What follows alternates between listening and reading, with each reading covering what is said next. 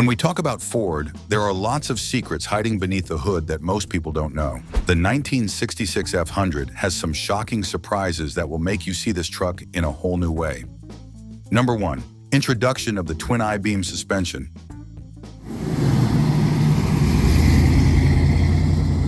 Have you ever seen a pickup truck shake like it just learned to skateboard?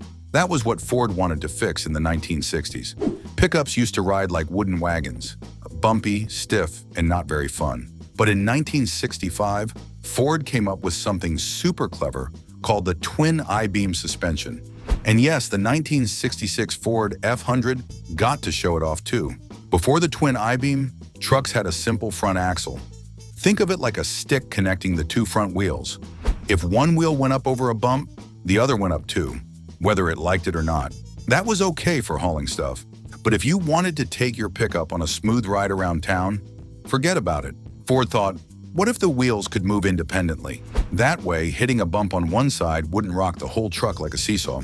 Here's where it gets interesting. The idea of independent front suspension wasn't new at all. Back in 1933, a British engineer named Leslie Bellamy had done something kind of like it for little cars called the Austin 7. He split the front axle in half and added pivots in the middle. Cars with his design could wiggle their wheels independently, just like a dancing robot. But it wasn't perfect. When the car leaned or rolled, the wheels tilted weirdly. Still, it worked for small cars and even some race cars. Ford engineers borrowed the idea but gave it a serious upgrade. They made the beams heavy, strong steel rods about 36 inches long. Instead of sitting side by side, the beams overlapped a little and were offset.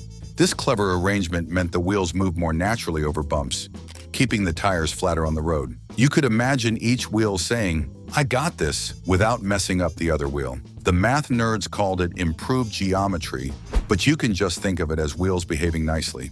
Next, Ford ditched the old pair of leaf springs for the front axle. Leaf springs are those long, stiff metal strips that trucks used to bounce on.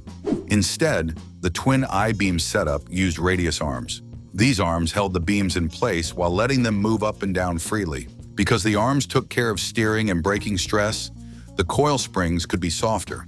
That's how the F-100 started giving rides that felt more like sitting in a car than bouncing in a wagon. Drivers could go over rocks, potholes, or little hills without feeling like they were in a jack-in-the-box contest. The 1966 Ford F-100 loved this new trick. Drivers who tried it for the first time probably raised their eyebrows, blinked and said, "Wait, is this a truck or a couch with wheels?" Turns out it was both. The ride was smoother, the steering more precise, and the handling way easier than old-fashioned straight-axle trucks. Imagine trying to carry a tray of drinks across a wobbly board. That's a regular truck. Now imagine the board has springs on each side and bends independently. That's the F-100 with twin I-beam. No spills, no screaming passengers, just comfy cruising. And here's the cool part. The design wasn't just for fun. By letting each wheel move on its own, Ford reduced wear and tear on tires and suspension parts. Trucks lasted longer, handled better, and made drivers look cooler because they didn't feel like they were wrestling the steering wheel the whole time. Plus, the twin I-beam setup could handle heavy loads, just like traditional axles, but without the headache of a rough ride. Ford didn't stop there. Over the years, they made the system even better. The kingpin steering knuckles got replaced with ball joints, making maintenance easier. Later, in 1980, they even created a four-wheel drive version called twin traction beam. It added some fancy steel housings and parts from Dana, letting off-road enthusiasts conquer mud, sand, and rocky trails without turning the front wheels into a tangle of metal. But all of this started with the 1966 F-100, showing off the original twin I-beam magic. So what made the twin I-beam special for the 1966 F-100? It combined the toughness of a truck axle with the smooth ride of a car. You could think of it like having a sandwich with both crunchy and soft layers, strong enough to carry heavy stuff, but cushy enough to enjoy the ride. Drivers didn't feel every bump, turns were easier, and trucks finally acted like they wanted to be driven, not just pushed around. Even today, Ford still uses versions of the twin I-beam in some Super Duty trucks. Number 2. First four-door crew cab pickup. Imagine trying to take all your friends on a picnic in a normal truck. There's only one row of seats, so half your friends have to ride in the back with the sandwiches, the cooler, and maybe a confused dog. Not very fun, right? That's exactly the problem Ford noticed in the 1960s. By 1965, Ford decided to fix this with something completely new, the four-door crew cab. Suddenly, the F-100 could carry people and cargo without anyone getting squished like a sandwich in a lunchbox. You could fit your best friends, your parents, and even the neighbor's cat, though cats might still plot revenge for riding in a moving metal box. Before this, pickups were all about work. You hauled lumber, tools, maybe a cow if you were adventurous. Seats were limited and comfort was mostly a rumor. The new four-door F-100 said, "Hey, I can do work stuff and people stuff." The first models appeared in F-250 trim and were special orders, which basically meant you were the lucky kid who got the new toy first. People could finally pick up the whole gang without inventing a human pyramid in the truck bed. Adding extra doors wasn't just about making room, it also meant new problems. Engineers had to make sure the truck didn't twist like a wobbly seesaw when carrying all those passengers. Doors had to open and close properly, and seats needed enough support so nobody felt like they were sliding into the floor every time they hit a bump. Ford figured it out, and suddenly driving a pickup was a little more like driving a family car without losing any of the tough truck qualities. The 1966 F-100 crew cab also tied in nicely with other innovations, and just like that, Ford changed the game. The four-door crew cab F-100 wasn't just for farmers or workers anymore. It was for anyone who wanted a truck that could haul stuff, carry people, and still handle bumps without drama. Number 3. Introduction of the C6 transmission. Did your truck have a brain that could decide when to change gears? Like a very smart robot with a sense of timing? That's what the Ford C6 transmission did in 1966. Before the C6, big trucks had clunky transmissions called MX or FX that were strong, but a little slow and stiff. Ford thought, let's make something tough, smooth, and clever all at once. And out came the C6 automatic transmission. The C6 was built for big engines that like to make lots of torque. Think of torque like the truck's muscles. It's what helps it pull heavy loads, climb hills, or even tow a small elephant if you really wanted. The C6 could handle all that muscle without whining or breaking a sweat. It had 3 gears and a special trick called select shift, which meant the driver could tell the transmission to stay in first or second gear. This was super helpful if you were climbing a muddy hill or coming down a steep slope. Instead of the transmission trying to guess, it just did exactly what you asked. Ford kept the design simple but smart. Inside, the C6 had disc clutch plates for low and reverse gears, making it extra strong and able to handle a lot of torque, up to 475 foot-pounds. That's like lifting a small car with your hands, except the truck does it without breaking a sweat. Not only this, the C6 was very versatile. It could fit different engine families because Ford made several bell housing patterns. The Windsor pattern worked with the 300 Inline 6, the 302, and the 351 Windsor engines. Then there was the 460 pattern for the big 385 engines, the FE pattern for older big block engines, and even a diesel pattern later on. Each pattern made sure the transmission connected perfectly to the engine, like puzzle pieces snapping together. One amazing thing about the C6 is that even though it was big and tough, it could still drive smoothly like a polite passenger car. That meant the 1966 F-100 wasn't just a hard-working truck. It was surprisingly comfortable for a pickup. You could haul lumber, furniture, or a rowdy soccer team, and the transmission would handle the stress like a calm, patient friend. The select shift feature let you control it for tricky situations, so you don't feel like the truck is dancing wildly over bumps or hills. Over time, the C6 got even better. It became a favorite for trucks, Broncos, and even some Mustangs and performance cars. People loved it for drag racing because it could take a lot of abuse and keep working. Some trucks used air-shifting technology or special valve bodies, but the base C6 was already tough enough to survive nearly anything. Mechanics also liked it because it was easy to rebuild and maintain, which is not always true for transmissions that deal with big engines. Ford kept building the C6 for decades because it worked so well.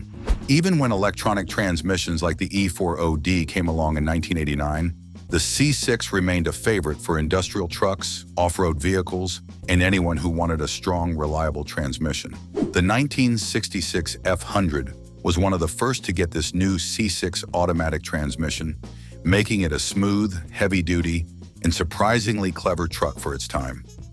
Number 4. Availability of the 240 and 300 inline-six engines. Next on the line is engine options. Ever wondered what makes a truck purr instead of growl like a hungry lion? The 1966 Ford F-100 had a couple of surprises for that. Two straight-six engines that could quietly do the heavy lifting. The 240 cubic inch and the 300 cubic inch. Think of them as the clever siblings of the engine world. Dependable, strong, and surprisingly smooth. The 246 was like the reliable little brother. Not the flashiest engine on the block, but it could carry groceries, haul lumber, or even tow your neighbor's stubborn lawnmower without complaining. It was used in the base F-100, perfect for drivers who wanted a truck that would start every morning. No drama included. People loved it because it rarely threw tantrums, meaning fewer trips to the mechanic and more time actually driving. Then there was the 300 cubic inch straight six. This one was a little bigger and a little more adventurous, kind of like the older brother who always volunteers to carry the heavy backpack. The 300 offered more torque, which is the muscle that makes the truck pull heavy loads or climb hills without turning into a wheezing mess. Farmers, small business owners, and weekend adventurers all appreciated the extra oomph for tougher jobs. These engines weren't just about raw power, though. They were designed for reliability. Owners could drive thousands of miles and still feel like the truck had just rolled off the assembly line. My own 1966 F-100 with the 240 inline-six had some notes from its first owner in the manual. They wrote down tire replacements and, shockingly, 2 big engine repairs. New pistons, rings, and connecting rod bearings at 24,332 miles, then again at 27,017 miles. Whoa, even a dependable 6-cylinder can get a little dramatic if something goes wrong. Most likely these repairs were because of lubrication issues, not because the engines were weak. The 240 and 300 inline sixes were famous for being bulletproof, meaning they could take a beating most drivers would never notice. But they did have their feelings if ignored, like a dog that tolerates belly rubs but won't tolerate being left outside in the rain for too long. The 240 and 300 inline sixes were also very flexible. They fit the new F-Series frame that came out in 1965 alongside the fresh twin I-beam suspension. Drivers could choose the engine that matched their needs. The 240 for everyday light work and the 300 for heavier jobs. Both engines paired nicely with manual transmissions or the optional overdrive, which let the truck cruise comfortably on highways without feeling like it was jogging uphill. Ford even advertised the F-Series trucks as having over 200 horsepower with the big FEV8, but these inline-six engines quietly held their own for the people who didn't need a rocket ship. Number 5. Introduction of the Ford 9-inch rear axle.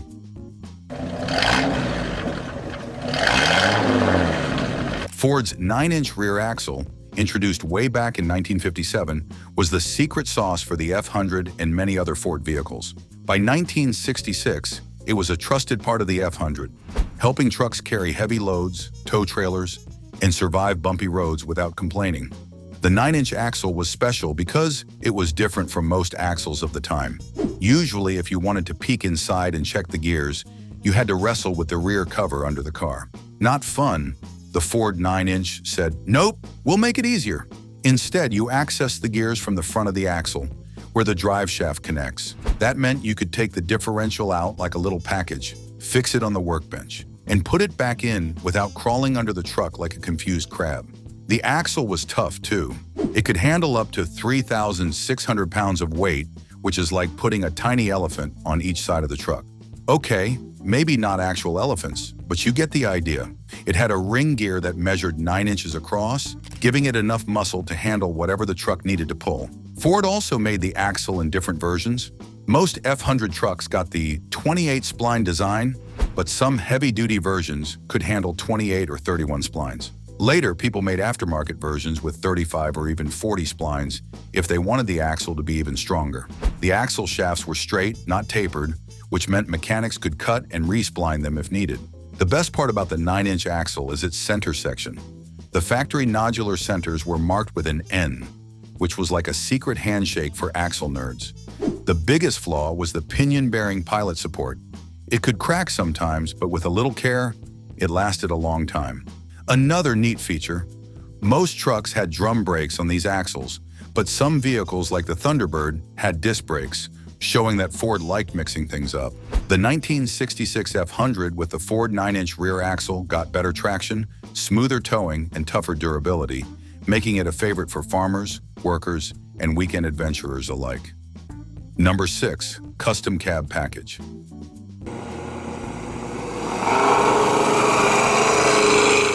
The 1966 Ford F-100 had a custom cab package that made it stand out from every other truck on the road. The first thing you notice is the two-tone paint. Rangoon red paired with Wimbledon white, which made the truck look like it had put on its Sunday best.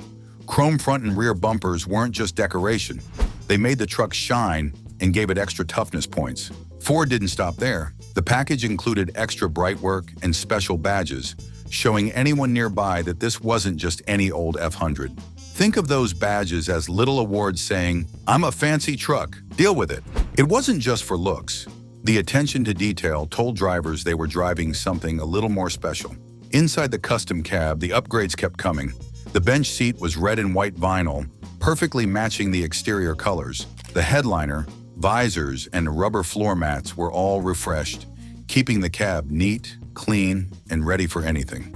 Even the black dash pad with white stitching made the interior look sharp, like it had a tailored suit just for the dashboard. The custom cab package also added practical features.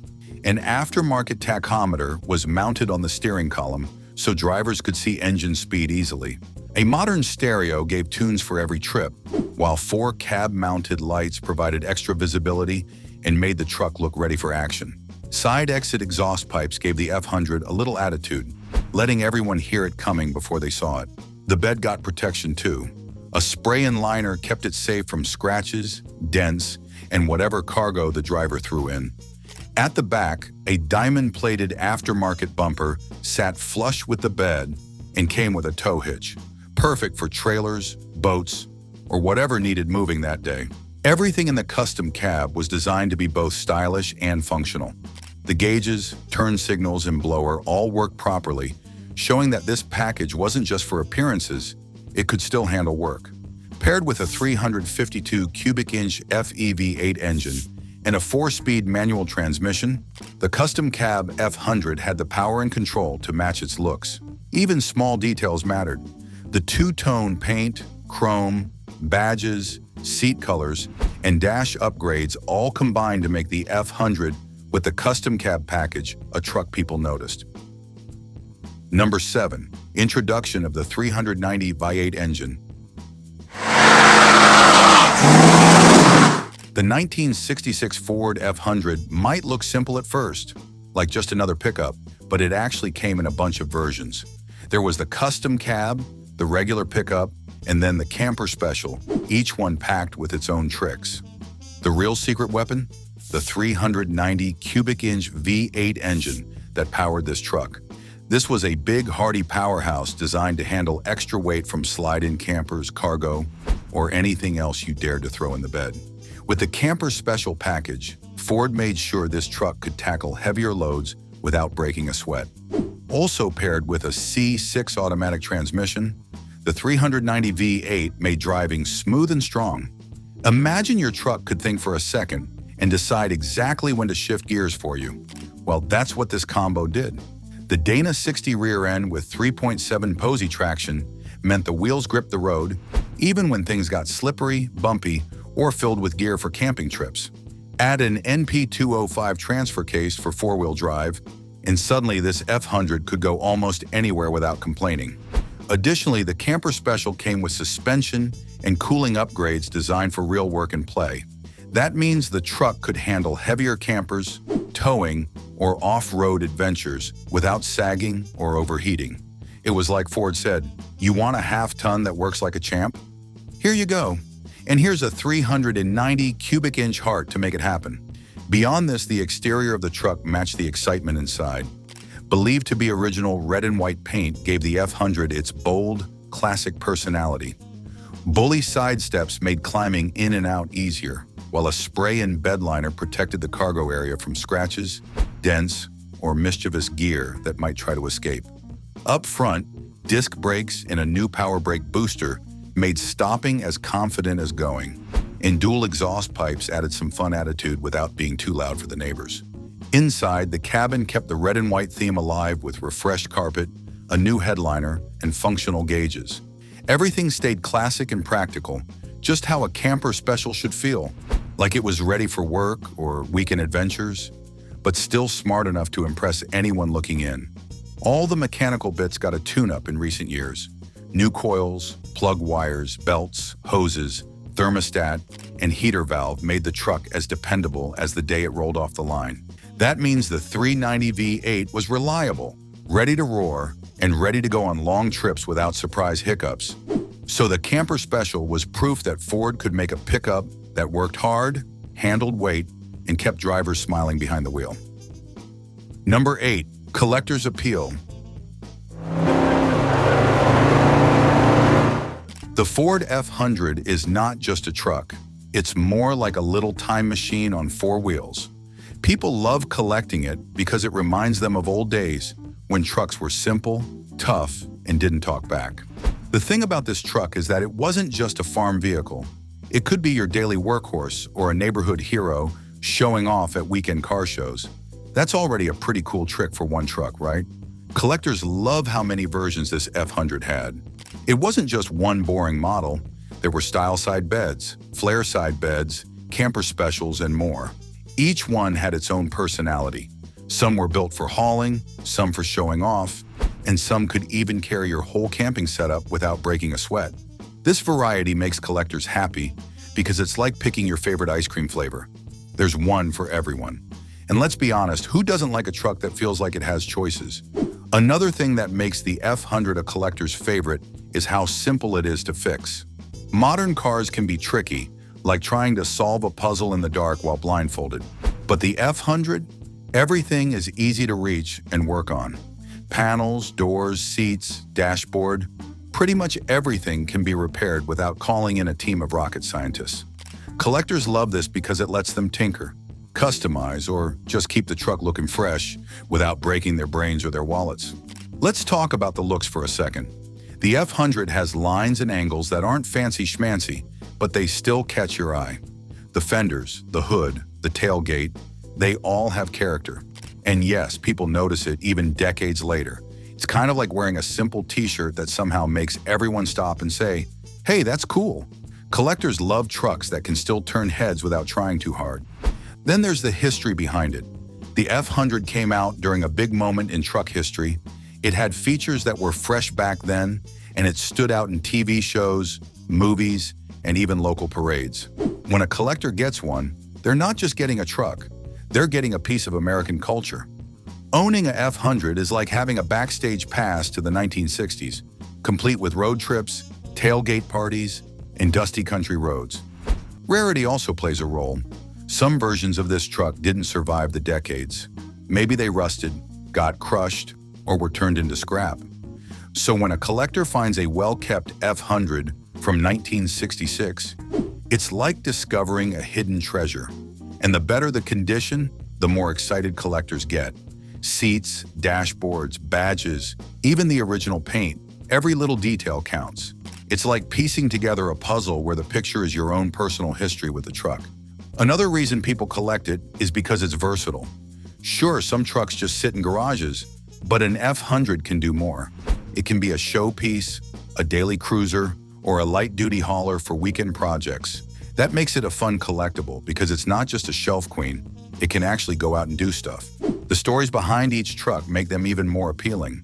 Owners over the years have left notes, marks, and sometimes even doodles in the glove box or under the seats.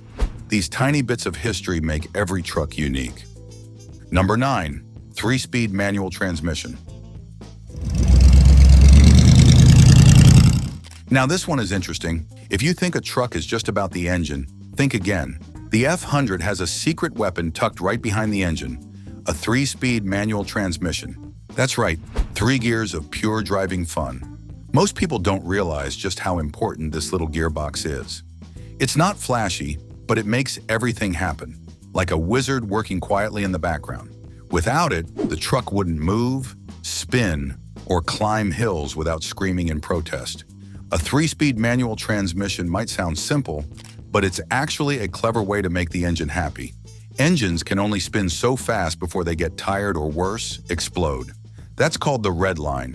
If you try to drive too fast without the right gear, the engine will cry for mercy. The 3-speed transmission keeps the engine in the happy zone by giving it 3 different ways to send power to the wheels. Low gear is like pushing the truck with a strong friend. Middle gear is cruising along without huffing and puffing. And high gear is for coasting down the road like it's on a lazy Sunday drive. When you push in the clutch pedal, the engine and the transmission say, "Okay, we're taking a break." That's how you can stop the truck without stalling it. When you let the clutch out, the engine and the transmission reconnect, like best friends holding hands. The green shaft inside the transmission spins along with the engine, and that energy gets passed to the lay shaft, which spins all the gears on it as one team. Think of it as a mini marching band inside the transmission, all working together to make your wheels go round and round. Then there's the differential, the yellow shaft of power that connects to the drive wheels. The differential makes sure that even when one wheel is spinning faster than the other, like when you're turning a corner, the power still gets delivered smoothly. Bearings let the gears spin easily without wearing out too fast. And the collar? Oh, the collar is the clever piece that slides left or right to lock one of the gears onto the yellow shaft. Those little teeth on the collar fit into the gears perfectly, so the truck moves exactly how you want it to. Shifting into first gear is like telling the truck, "Okay, let's start moving slowly and steadily." The collar locks onto the gear, the lay shaft spins, and power flows from the engine to the wheels. When you move the shifter between gears, sometimes it's neutral, which is like giving the truck a little coffee break. The other gear spins freely until you lock it in, letting you glide into second or third gear smoothly. Well, old-school transmissions like this one don't have synchros, so sometimes drivers had to double clutch. That means pressing the clutch twice and matching the engine speed to the gear speed so the teeth could fit together nicely. It sounds tricky, but once you get it, it's like playing a musical instrument with your feet and hands. And yes, hearing a little grinding when you mess up is part of the fun. It's the sound of the gears saying, "Try again, buddy." Even the reverse gear has a funny little trick.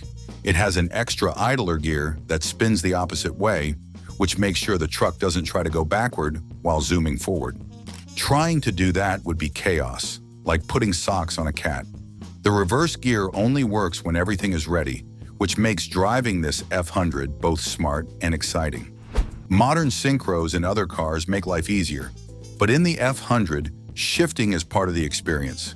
The collar slides, teeth lock in, and you feel connected to every inch of the road. Every gear, every clutch push, every little nudge of the shifter is pure control. That's why collectors and enthusiasts love this truck. That 3-speed manual transmission isn't just a box with gears. It's the soul of the F-100.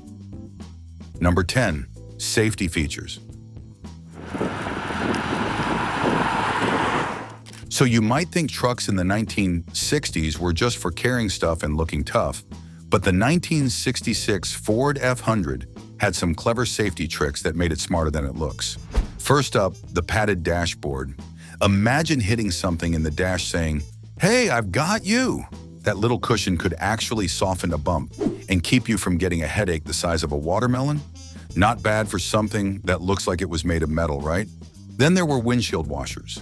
Simple, but genius. Rain, mud, or rogue bugs could try to ruin your view, but with these washers, you could spray them away like a mini fire hose. And the wiper arms were special too. They didn't glare in the sun. So even if you were driving toward a giant spotlight of sunlight, your eyes wouldn't be blinded like a vampire in a tanning salon. Now here's one that sounds small but is a hero, the emergency flasher unit. Push a button and suddenly every light on the truck says, "Hey everybody, watch out." Perfect for when you're stuck or need to tell people, "I might not be moving fast, but I'm safe." Then of course, there's the left-hand outside rearview mirror. Not just any mirror, but one that gives you a clear view of what's sneaking up behind you. It's like having a mini spy assistant riding shotgun. On top of that, seatbelts were standard, front and rear. That means the driver, passengers, and anyone brave enough to sit in the back had a strap keeping them from doing an unplanned flying act if the truck got bumpy or someone ran a stop sign.